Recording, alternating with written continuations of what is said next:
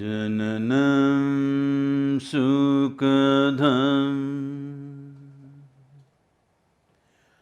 maranam karunam milanam maduram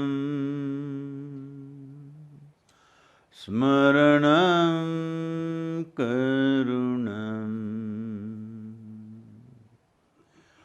kalavashadiha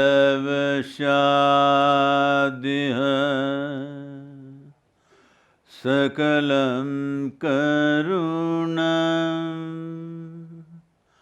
samayadipate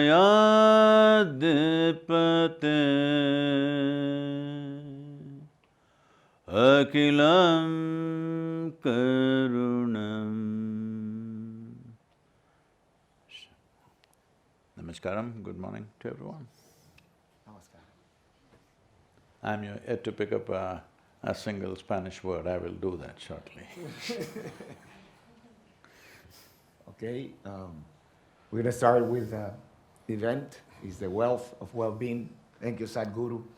I'm gonna try to be as invisible as possible so you guys can interact and teach us all your wisdom. Sadhguru, you said the title. That's an insult. All my wisdom in 1 hour is In 1 hour. You have to say your wisdom in 1 hour to all of us. So, why the title? What type of the wealth of well-being? What type of wealth are you referring to? Well, when do you feel well? I'm asking a question to all of you. Everybody's okay with English, right? When do you feel well in your life? Hello? When do you feel well? Yeah? No, not like that. I'm asking…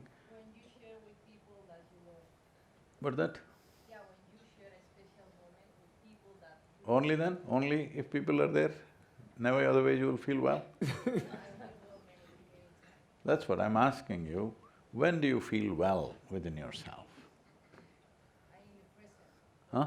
When you are in the present. When I'm happy. Huh? You breathe. Where else do you feel from? When you breathe. Huh? When you breathe. When you… Breathe. grieve. Breathe, breathe. When you Breathe. breathe. Oh, that is all the time. No. See, the problem is, I think there is too much self-help books in your heads. Just tell me a simple thing, when do you feel well? When you're happy, when you're joyful, hello? You feel well. When you make the things that you love, go with your dog, motorbike, friends. No, see, those are external things. When do you feel well? When you're peaceful, joyful, blissed out, or loving, you feel well. When your emotions are pleasant, when your experience is pleasant is wellness, isn't it? Pleasantness of experience is wellness, am I correct? You feel well. In how many ways can you feel well? See, if you are pleasant in your body, if your body is pleasant, we call this health. You want it? Hello? No, you're hesitating. Whether you say yes, no or silence, I'm going to bless you from now on. Health, you want it? Yes. Please say a clear yes, because you must understand all the people who are unhealthy, they didn't think they're going to get unhealthy. They were also like you and me. Suddenly one day, things went all wrong. So health is not an assured place. Hello? It's not a guaranteed place. Next moment we can step into ill health, possible or no? We don't wish it, but is it possible or no? So I'm asking you, pleasantness of body is called health. You want it? Yes. Good. You must say a clear yes to yourself, not to me. It's very important, every cell in your body knows you want health, because one of them can turn against you and cause you a lot of trouble. If this body becomes very pleasant, we call this pleasure. You want it?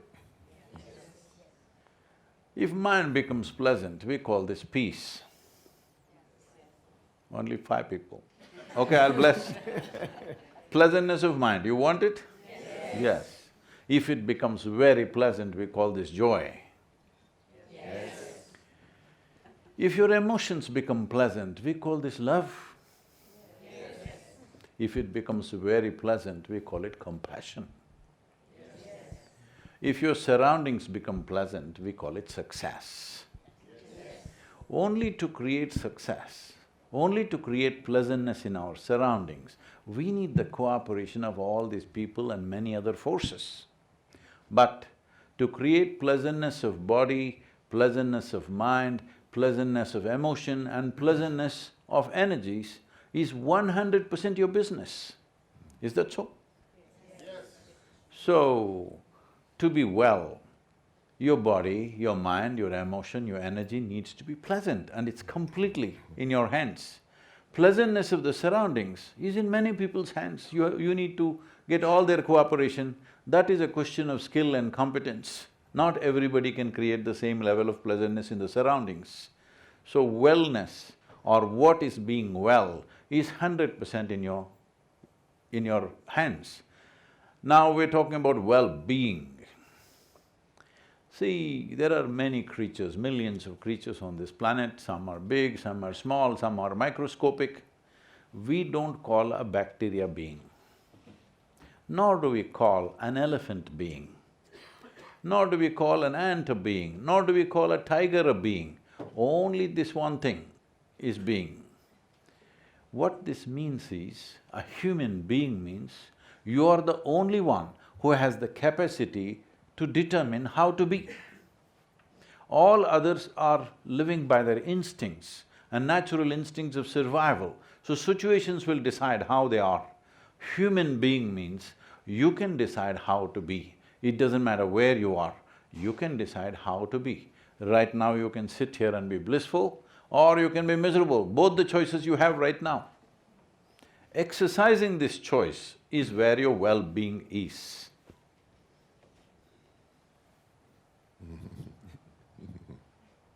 I'm sorry, did I say something? No.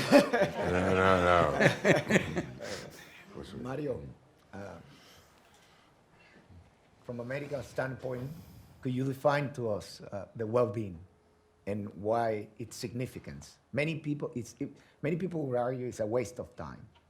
We want to know whether it's important and it's an external or internal journey, or perhaps both. Well, I think that Sadhguru really explained it very well.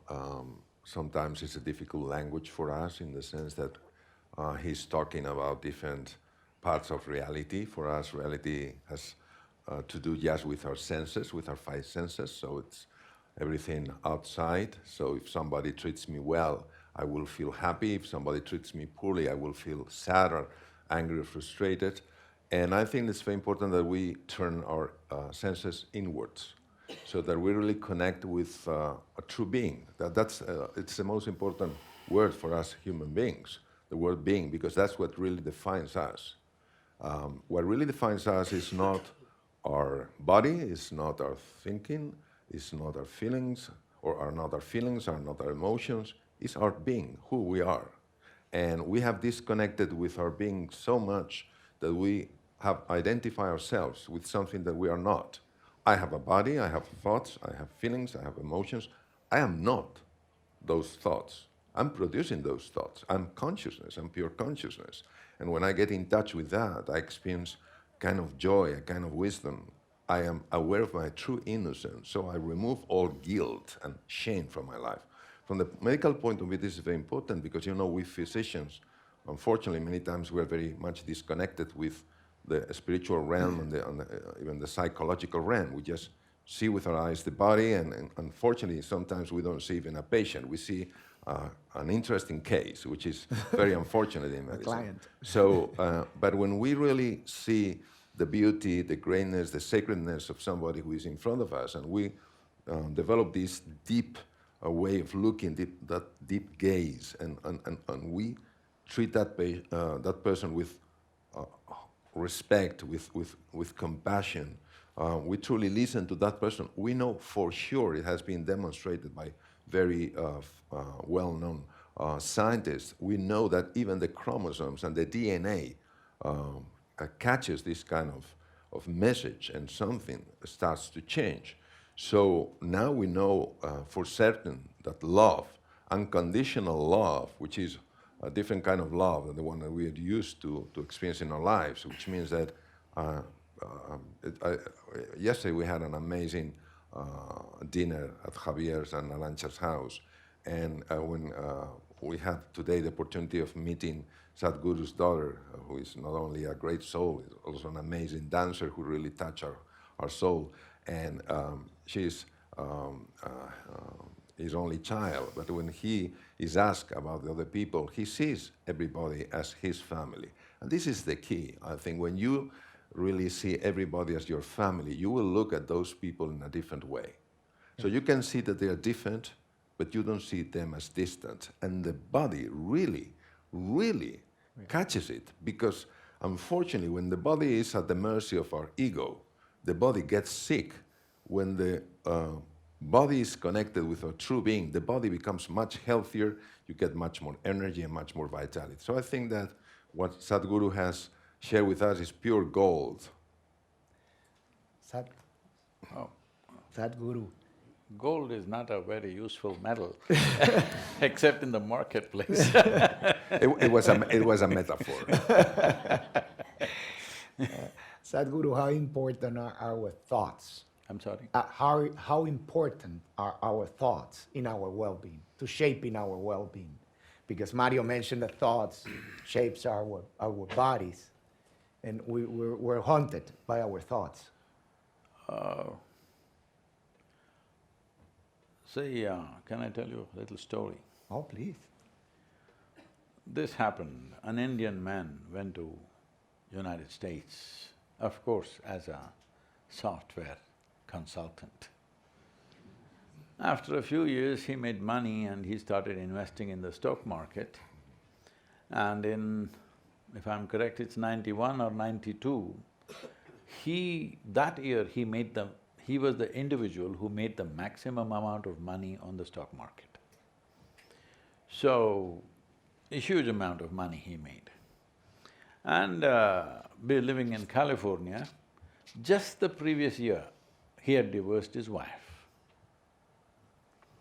because 50% would have gone to her if he had delayed the divorce by another 8 months. So he thought that was a really stroke of luck for him. And because he's alone and he's got lots of money and now he wants to live longer, so he thought he'll go for a medical checkup. Medical checkup means not like a regular hospital, blood test, urine test, not that kind of thing. In Northern California, there are medical resorts, which are like 7-star resorts, where they have all kinds of tests. They measure the depth of your aura and whole kind of lot of esoteric tests. So, he entered into one of those 2-week programs for a checkup, general checkup. So he was given a nice room on the 5th floor of the building, and they allotted a very pretty-looking nurse to take care of him. Everything was going fine. On day 4, he felt so relaxed.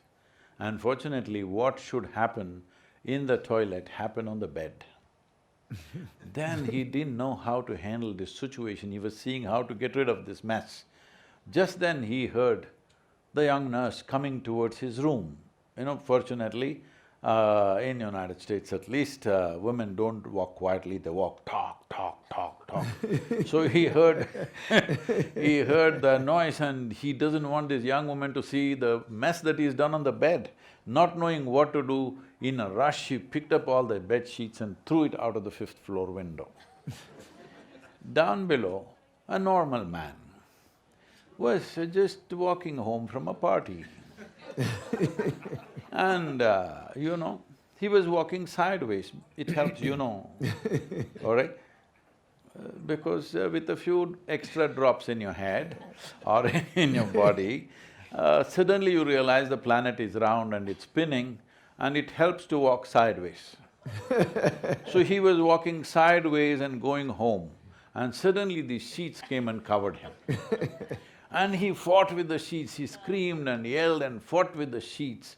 It took him over 2 minutes to get it down. By then the security arrived, hearing all the commotion. Then they asked, "What is happening here? Why are you screaming and yelling like this?" He looked down and said, "It looked like I've beaten the shit out of a ghost." So you create your ghosts and you fight them. What to do for that? It's like fighting with your shadow. You fight with your shadow and you think you're going to win the fight any time. So your thoughts are just small shadows of what you have gathered in your head. You cannot have any other thought other than the data that you have already collected. Try and see. Have another thought about which you know nothing. There is no such thing. With a little information, you can do permutations and combinations and create thousands of varieties of thoughts, but it's still the same stuff. You cannot think about something for which you have no information in your head. You will understand this very well as the AI technology progresses. You will see, with the same information, they will think better than you. They will produce more variants than you can.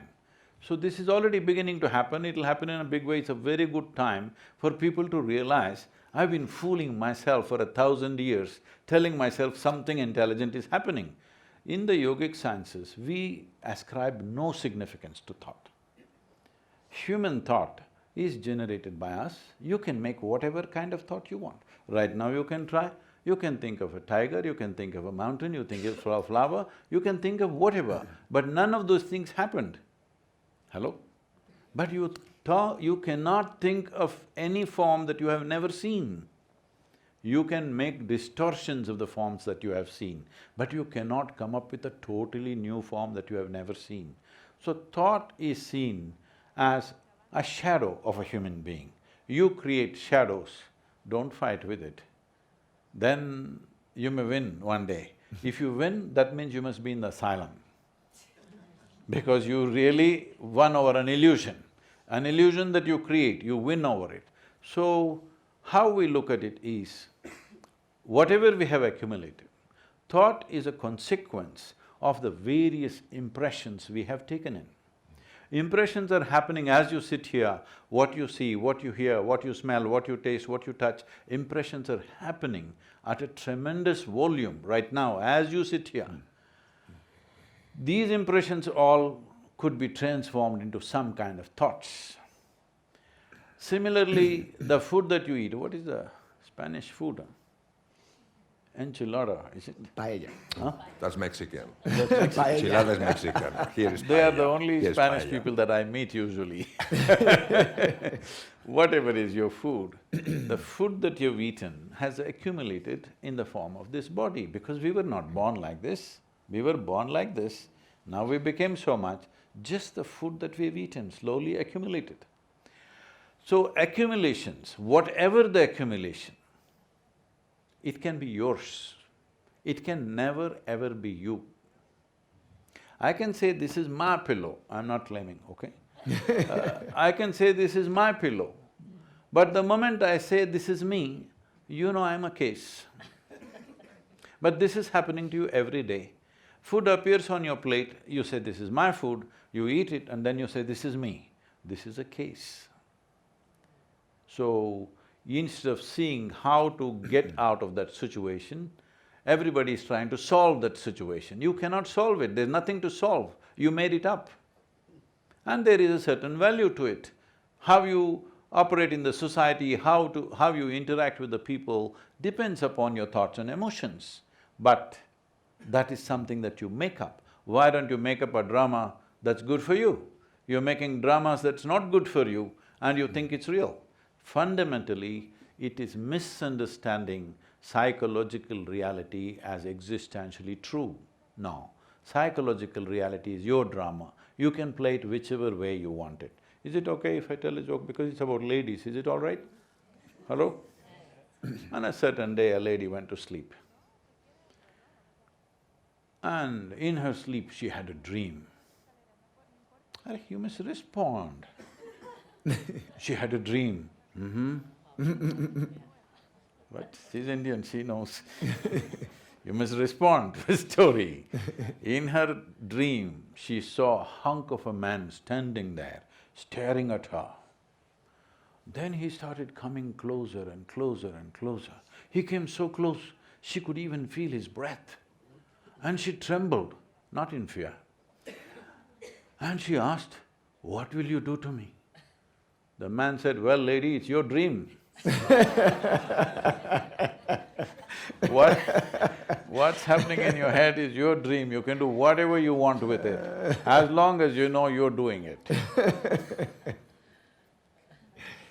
Thank you. Mario, I wanted to continue with thoughts, because thoughts, I think, haunt us all the time, and I want to know from a medical, again, standpoint, does our thoughts affect our well-being in our body, in our health? Yeah, building on what Sadhguru just shared with us, I think we need to make a distinction, otherwise it's very difficult to understand this issue.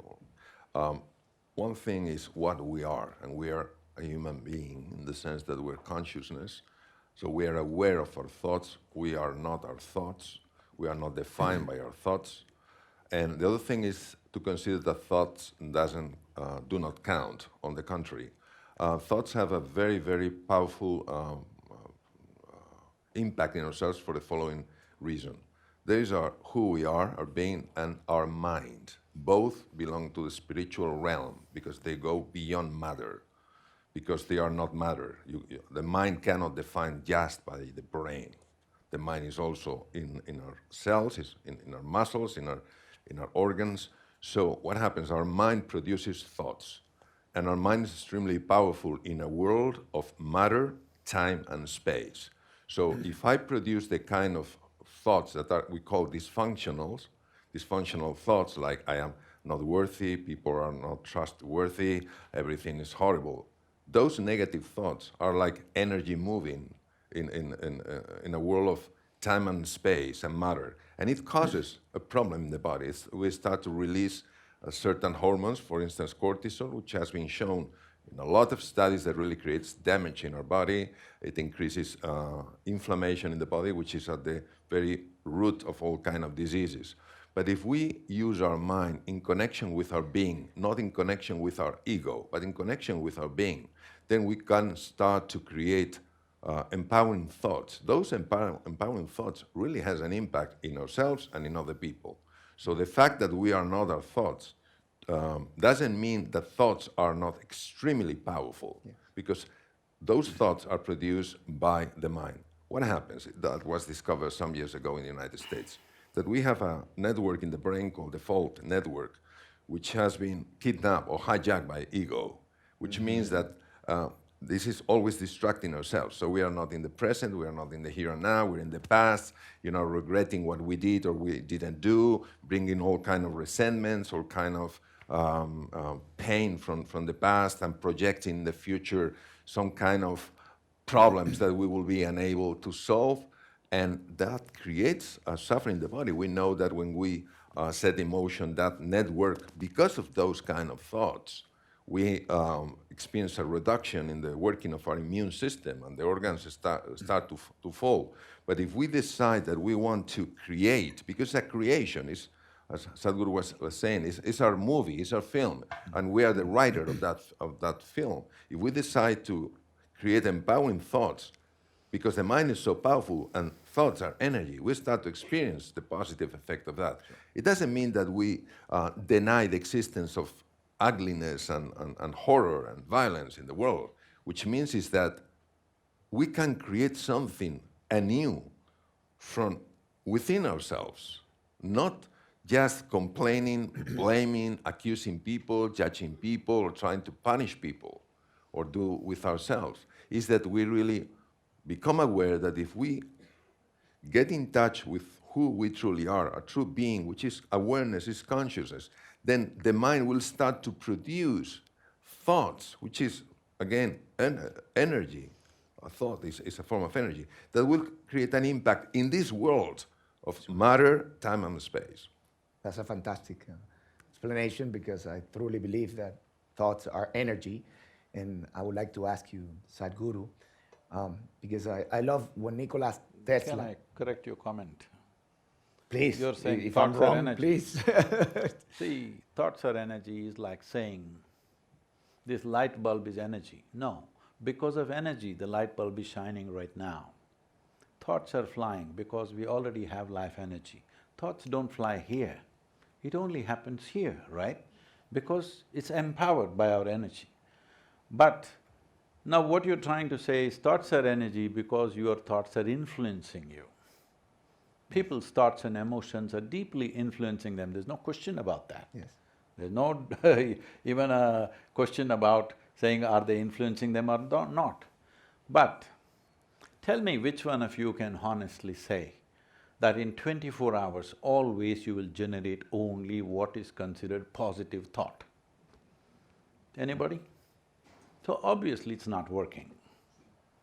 Lot of books have been written, those who wrote the books have become rich and famous, but people are still going through the same thing. Maybe they're producing a few more percentage of thoughts, little more positive than the negative, and they're feeling little better. So you're talking about the wealth of well-being. Yes. If you're talking about how to stay out of a hospital, I agree with you. Generate positive thoughts and it'll work. Absolutely it'll work. Generate a little bit of positive emotion, it'll work. But hospital is not a destination. Hello? No, absolutely. Why I'm saying this is, recently I was driving in Los Angeles and I just look up. One about 12-15 story building, full-sized hoarding on this building, my favorite pharmacy. I thought, when did pharmacy become a favorite place to go to? Next thing is my favorite hospital, next thing is my favorite cemetery. Hello? These are damn places we go when there is no other way. Hello? Yes or no? When there is no other way, for some reason, something afflicted us, we have to go, we will go. Is it a favorite place to go? But slowly it's becoming like that. It doesn't matter who you are, you must go to the doctor, you must go to the pharmacy. Well, we must go to the cemetery, the whole idea is to postpone it, right? There is this thing. So thought is energy, don't go by that. You're wasting your life energy with thought. Tell me honestly, all of you, in 24 hours, how many thoughts do you have, do you know? Millions, all right? In this, how many are coherent thoughts? So most of the thought is actually waste of energy, simply you're dissipating yourself. If you sit here, there is a way that initially you distance yourself from the thought-making machine, little distance. Once it has no attention, it will just slow down and stop by itself.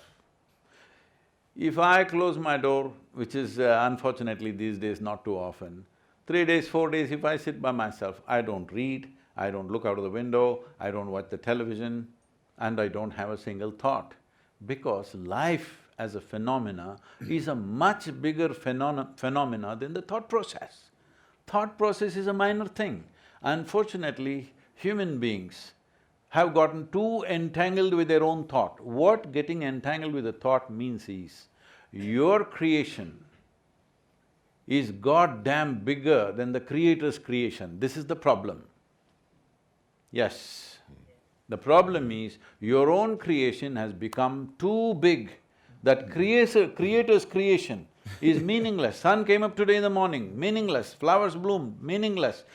Millions of things happened across the cosmos, meaningless. You have one nasty thought and it's a bad day. This is because, see, in this cosmos, neither the men of science nor the religious people know where it begins, where it ends. Am I correct? Hello? Yes. Nobody knows where it begins, where it ends because it's that vast and so incredible. It doesn't matter if you explore this for 10 million years, still you will not know because it's such a fantastic creation. In this creation, this planetary system which we call as the solar system is a tiny speck. In that tiny speck, planet Earth is a micro speck. In that micro speck, Madrid is a super micro speck. In that, you are a big man. This is a huge problem. It's only because you have lost perspective as to who you are in this creation, your thoughts have become important. Please understand this. If you understand, you are just a speck of life. You and me will disappear one day.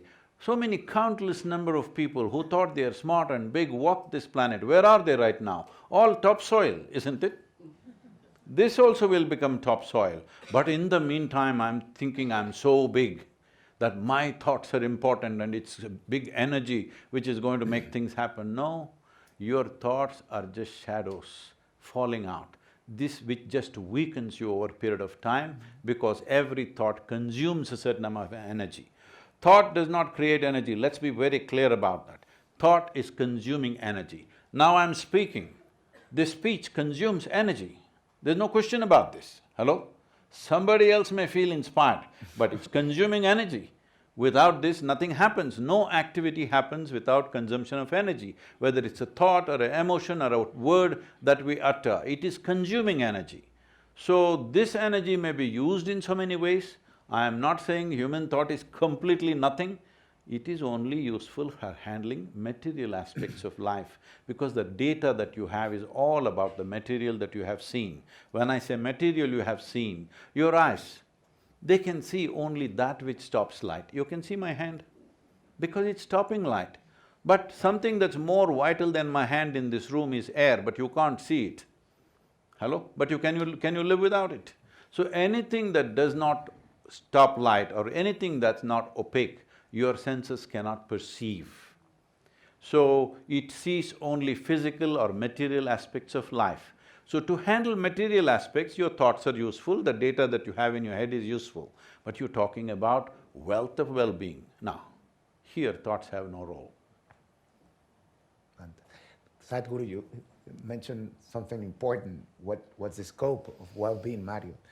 The Roman saying says that a healthy mind on a healthy body. Is that everything there is to well-being, or there is more to well-being than healthy mind and healthy body? Well, I see like three levels in our lives. The first one is just the material level, which is, you know, our organs. Is if I trip over and I break my knee, that's something that affects my body, and everybody understands that, and we have to take care of our body. Despite the fact that we are not our body, we have to take care of our body. And this is important for all of us, especially if you are close to the medical profession. There's another level which is the psychological level, and there's no question that people have been helped throughout centuries when they have come across a psychologist who really helped that person to change the nature of the thoughts, from negative thoughts to positive thoughts. But still, those thoughts do not reflect who we are. But those thoughts really have an impact in how we live our lives. We know perfectly that people who are under a depression are always generating negative thoughts. Of course, there are things which are painful around ourselves, but nevertheless, if we, being aware that we cannot change all thoughts, but if we are aware of our thoughts and acknowledge that we are not our thoughts, but we have thoughts, and thoughts play a role in this world of matter, time, and space, it's much better to be aware of the power of thoughts because they have really an impact in this material plane. But there's a higher plane that, at least for me, from my humble perspective, is the highest one, which is who we truly are. So if you are just consciousness, if you're awareness, why do I need thoughts? I don't need thoughts. Let's say that I'm speaking with you, Jorge, and I'm thinking, what is Jorge thinking? Or what are our friends, our family thinking over here? Then, you know, I am making interpretation based on my past and how much I know you. I'm creating associations between the features of your face and other faces that have come across along my life. But if I'm pure awareness, I don't need thoughts because I know exactly what's going on. But, you know, for somebody who is struggling with pain in the knee, if you tell them you are not your pain, you are much bigger, that's true, but nevertheless, for that person, Now, that person is only concerned with that. If somebody is living in hell, in this world, in this earth, is living in hell because that person is always telling himself or herself, I'm not good enough, I'm not good enough, I'm guilty, I'm a sinner, sinner. That creates a lot of pain. And unless that person really knows that those thoughts are causing really a hell in his or her life, the person is going to change. If you tell that person, oh, remember, you are just a human being, you are pure energy, your consciousness, your awareness, your pure spirit. It's true, but nevertheless, for that person might not be helpful enough. But if you help that person to see the power of thoughts to affect his or her reality in this dimension of matter, time, and space, that person might find useful that and see not touching nirvana, but feeling better and experiencing that life is more beautiful. That person can start to look at things, because when somebody's under a depression, you have a beautiful sunset, that person cannot appreciate anything. But if you keep going in that hero's journey and you understand that thoughts are really an illusion, because we are dreaming, but we are not aware of that we are dreaming. And sometimes those dreams are, as you said throughout your story, okay, that man telling the woman, what kind of role do you want me to play in your dream? That's true. But and then when you go deeper or higher, I don't know how to call it, which happens usually in silence, when all the thoughts start to disappear because they are truly an illusion in reality with capital R, then you don't need thoughts.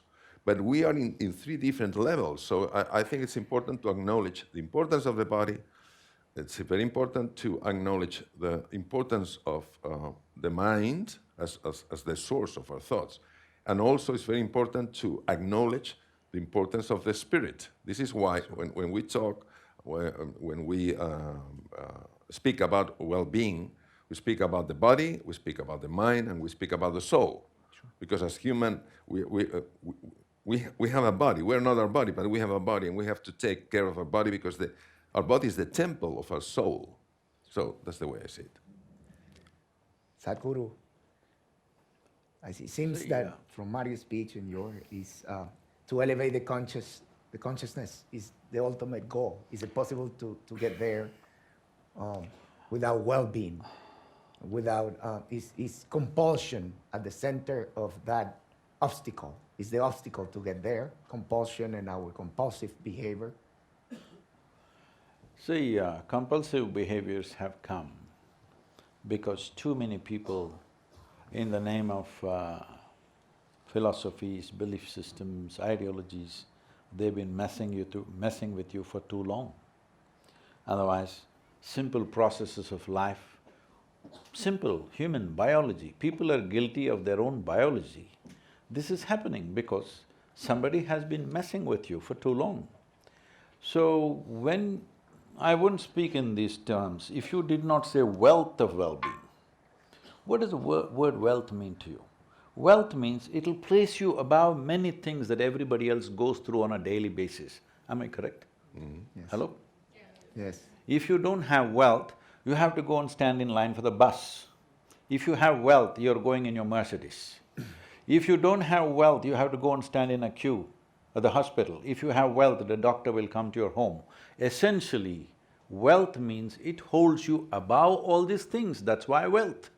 When you say wealth of well-being, I'm not definitely talking about little things, how to fix this. That is like a mechanic shop. Wealth of anything means you're above the normal process. Now, why is it that we think all these people here are everybody in the world? Why is it you think they are not competent to seek whatever is ultimate within themselves? Why is it that they have to seek petty thoughts and try to fix small things? What makes this person less competent than me? Only intention and outside messing. That's all. There's been no intention, there's no orientation in the society. People have been telling you different things. Otherwise, as a body, you and me are differently competent. As a mind, we are differently competent. But as a being, we are not differently competent, we are all equally competent. But why are we saying these people have to go step by step, they cannot reach their ultimate? Only some special people can get there. Those special people are exploiters who said, only I can be there, you cannot be there. This is unfortunate, history of this world. Anybody who gets above to some place of privilege, immediately they say, only I can be here, you cannot get there. No, I'm telling you, in body, you may not be able to run as fast as Mr. Bolt. In mind, you may not become an Einstein, but as a being, you're as good as anything. Yeah. Oh, that's fantastic. Yeah. So that brings me, thank you. I guess that brings me to the last question, both of you, because we would like to start taking questions from the audience, because you mentioned that the difference is perception and education. Do we need to reform our education system to include a more holistic approach? Yeah, and I think that what we need is a completely different perception of how things are. Because if we see each other at the same level in the dimension of being, I cannot be more than you. I can have more things than you or less things than you, but I cannot be more than you, because it's a sun ray is not more than another sun ray, because both acknowledge that they come from the same source. So I think that when we get in touch with our true being, which is our soul, our awareness, our consciousness, and see each other as being part of the same family, out of there, everything will change. So it's the point in which everything starts, which is an intention to get in touch with that deeper aspect of ourselves, our true nature, our true being, which is the same in everybody. That's the reason why we are sacred creatures. When we do that, out of that, we will have the creativity, the entrepreneurship, the entrepreneurial spirit, the wisdom, the love, everything that we need to create a different world. This is why, at least from my point of view, expanding our level of consciousness is the most important thing that we are. Because if we expand our level of consciousness, we will irradiate something which is really beautiful. If we just stay in the surface without getting in touch with the depth of who we are, we will not irradiate, we will project our own problems, our own hell into other people. So I think something that is a very deep mistake is when we imagine, we think that we will experience paradise when we leave this world. No, we can live in paradise right here. We can live in hell right here. But we need a special, at least from my perspective, a special way of perceiving things. So metanoia, which is a change of perception, for me is the key of everything. And it's also why love is so essential, because if you see everybody as part of your family, then you are living in love. Yes. And then you are living already in paradise. If you see yourself separated from other people, you see that you are more or less than another person, you are living already in hell.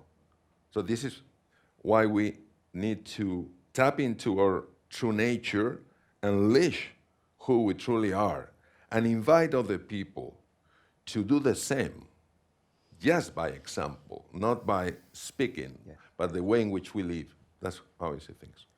Sadhguru? I mean, I don't want to go about negating everything, but seeing how a human mind works. Because one thing we need to understand is the thought process and the emotions that we go through. Let's say you're driving to the airport and there's a traffic jam. Do you have Madrid? Yes. Some. You have. So, traffic jam, running into a mile and you are agitated, many things happening within you, freaking out. But somehow you made it to the airport, got into the airplane, it flew. When it flies off and it's making a turn, you see much bigger traffic jam is happening, but it looks so pretty. White lights and red lights, looks very pretty from up there. Have you seen a traffic jam Yes. from an airplane? Yes. What is the difference? Just a little distance. If a little distance arises, the most troubling situations look very different. So this is all that's needed. For example, in this world for thousands of years, at least not in the Indian civilization, because for thousands of years we've been saying the planet is round and going around the sun, for over 6,000 years we've been saying that. But in the rest of the world, there's an argument whether the planet is flat or round. This argument would have continued. Only when people started navigating the oceans, they realized there seems to be a curve. When they started flying, they clearly saw it is a round planet. When they went and stood on the moon and looked down, 100%, it is round. It's the distance, isn't it? When you are in it, even now if you walk up and down this hall, is it flat or round? In your experience, it's flat earth. Hello? In your experience, it's just a flat earth, how can it be round? If it's round and you're somewhere at some latitude, all of us should be falling off. We are not. I'm saying the important thing is a little space between you and your body, between you and your mind. If this space happens, which is not some great achievement, every human being can do that with a little attention. If that happens, what your mind is saying, what does it matter? You can make it say what you want, rest of the time it may be chattering some nonsense, depending upon what is topmost in its bin today, accordingly it'll be. It's like, see, you must understand your mind is like a garbage bin. Because you can't choose what should go into it. Can you choose? I like this man, he must be in my mind. I don't like her, she should not be in my memory. Is it possible? Is it possible? If you say, I don't like her, she will be in your dreams also. Yes, you try to reject some face and see, it will rule your mind completely. So, you don't have a choice as to what you can store in your mind. What you can use, you have choice. What you have in the content of your mind, you have no choice. Anything that you perceive from the outside world gets impressed upon you. Now, if you're conscious enough, you can use what you have consciously, what you want, what you don't want, you can filter. But if you're compulsive, it'll happen. So essentially, we are talking about either compulsive behavior or conscious behavior. It's not just in behavior, in action, in speech, in thought, in emotion, in energy, in the way, the kind of reverberations we cause within ourselves. Is it a compulsive process or is it a conscious process? Instead of working towards the conscious process, we are trying to clean up the compulsive process. You clean up as much as you want. It is no use because you fix everything today, tomorrow morning when you get up, everything will be same again. This is the nature of this because what you call as human mind is not a simple process. It has millions of rooms. In your life, you might have explored 2 rooms or 5 rooms or 10 rooms, but it has millions of rooms. There are medical cases of, I was talking to some of the top psychiatrists in UK, and they were saying they found a man with 32 personalities, full-fledged life.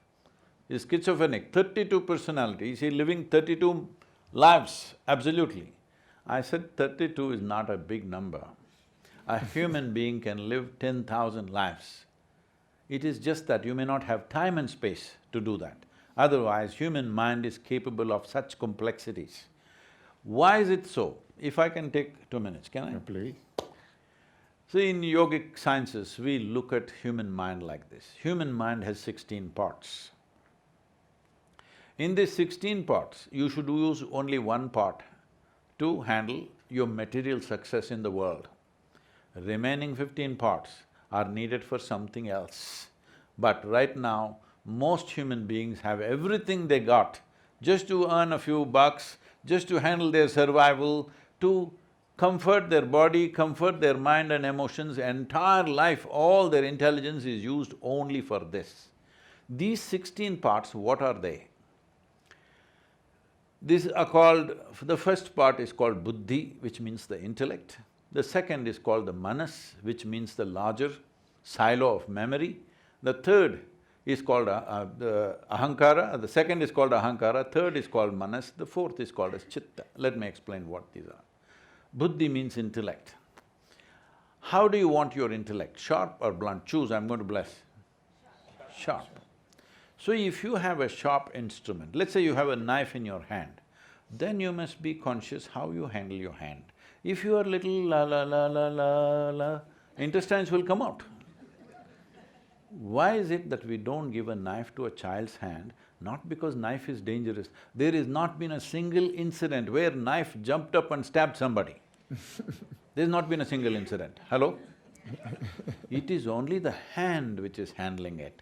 Whether it'll save a life or take a life depends on the hand, not on the knife. So, once you have a sharp instrument, how conscious you are becomes a must. Otherwise, it's better you have a blunt instrument. If you're putting it into anything and everything, it's better be blunt. Otherwise, it will cause damage to somebody else or to yourself. So, this is buddhi. But this sharp knife doesn't have an intent of its own. It all depends how you have identified. This is called as ahankara. What is your identity? Now if you are Spanish, you are willing to use this knife to protect your nation and kill anybody that comes your way to threaten your nation. If you are some other country, you are that. Hello? If you're just outside the border, you will fight for that. If you're whatever, it doesn't stop with nationality, race, religion, gender, nonsense, so many things. Whatever is your identity, the moment you're identified with something, your intellect is enslaved to that identity. It will only work to serve that identity. It may be religion, it may be race, it may be nationality, it may be gender, it may be some other football club. Hello? It's not a small thing, it's bigger than a nation. So, your identity determines how you wield the knife. So it's important, what is your identity? So we developed a culture where before we start education for a child, because we saw education as an empowerment process, before you empower anybody, first thing they should do is they must take a cosmic identity. That my identity is cosmic, not national, not gender-wise, not race-wise, not religion-wise. I have a cosmic identity so that my knife will not go about cutting anybody because I think this is the right thing to do right now. See, when you're doing that with your identity, you think this is the best thing to do. People are not only willing to kill, they're willing to die. So you must understand they're very honest. Hello? See, I'm only willing to kill. This is… anybody can do. I'm willing to die for my identity. Is a honest… you can't doubt that, isn't it? Hello? You can't doubt that, I'm willing to die. But most identities are like that, people are willing to die for their identity. So once you're identified, your intellect is a prejudiced intellect. It will function in a certain way. In a limited scope of life, it's useful, but in the larger scope of wealth, of well-being, it's meaningless. So the next aspect of the mind is called as manas. There are 8 layers of memory in this. Here, there is an elemental memory, an evolutionary memory, a karmic memory, genetic memory, and other 4 layers of memory which are called as articulate and inarticulate memory, conscious and unconscious layers of memory. These 8 memories are in… let's say it's in one big tank. The pipe that connects is your identity. How you're identified, that is how you will interpret your memories. You have no choice about it. Once you say, I'm Spanish, everything Spanish looks fine. Hello? You'll see, look at all the nations, I'm not just talking about your nation. There's a flag, it's just a piece of cloth, all right. But now this is Bharat, this is my country's flag, tears will come. Hello? Yes or no? Yes. Who did this to you? Right from your childhood, somebody told you this is your identity. Once you create that identity, your intellect works like that, all the bank of memory that you have is all interpreted according to your identity. So there is a knife and there is a hand which holds it, and there is a memory that is backed up. Depending upon what type of memory and what kind of identity, accordingly your knife is wielded. But there is a fourth dimension of intelligence, which we refer to as chitta. Because there is no appropriate English word, I am continuing to use the Sanskrit word. English word they will use loosely, consciousness. That's not what it is about. Chitta means it's an intelligence which is unsullied by memory. All your intelligence right now is sullied by memory. That is, your memory determines how you use your intelligence, isn't it? I know this person, I don't know this person, I like this person, I don't like this person. Accordingly, whatever is your memory, accordingly your intelligence functions. So there is a dimension of intelligence within you which does not have an iota of memory. Well, this may not go well with your culture, but in the yogic lore, it says like this: if you access your chitta, God will become your slave. You interpret it whichever way you want. I am not talking religion, I am just telling you that which is the source of who you are. Because you eat a piece of bread and it becomes human body. Bread means a simple thing. Human body means the most complex thing that you can produce on this planet. It becomes that within a couple of hours. There must be an intelligence beyond your understanding here, isn't it? The source of creation is throbbing here. If you connect to that, then we say God becomes your slave. Now you don't have to do the simple things that everybody does. And is it the privilege of some exclusive special people who sit in some Himalayan cave? No, every human being has the same stuff. It is just that no intention to connect. That means they don't want to be wealthy, they want to stand in the queue. Please, it's time you get wealthy. Wealth of well-being must happen to every one of you.